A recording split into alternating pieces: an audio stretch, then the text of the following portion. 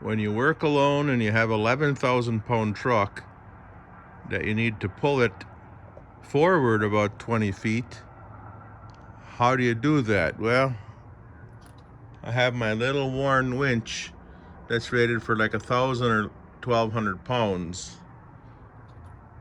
and it does a fantastic job of moving this big beast.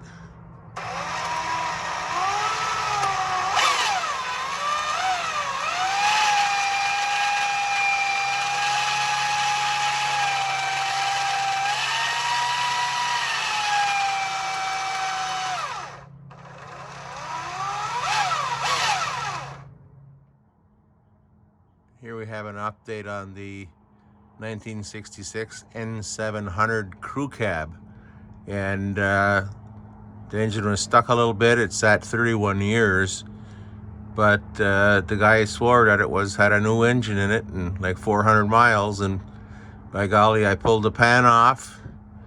The truck, and you can see it's the bore is perfect. The pistons are new. There's not even hardly any dark oil film on anything. So, and you can see the side of the block here that it had fresh paint on it. It just that the long block is new, upgraded to the 391, but the rest of it, the parts, the pan, everything, they never even cleaned it. I mean, they did a long block, and you can see here it has the dollar crank in it, which is steel 391 crank. So just update, you can see that every piston, every cylinder, the crosshatch, everything is brand new.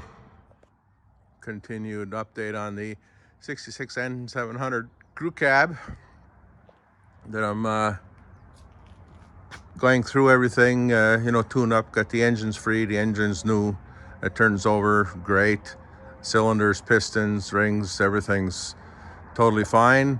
So we're going to get the oil changed and that on it, and replace the fuel pump, rebuild the original carb. I have NOS parts for it, and this is just a quick update on it, what we're doing, so we can get it to back on the road. This passenger's door was replaced when after Burlington Northern took over Northern Pacific Railway. So it's off a different truck from different state. This is just where the truck is right now. Hopefully within a week or so. I'm still working on the orange F100 Raptor in between, but it's cooler out this morning, so I figured I'd spend some time on it, and hopefully by the end of the week I can have this running.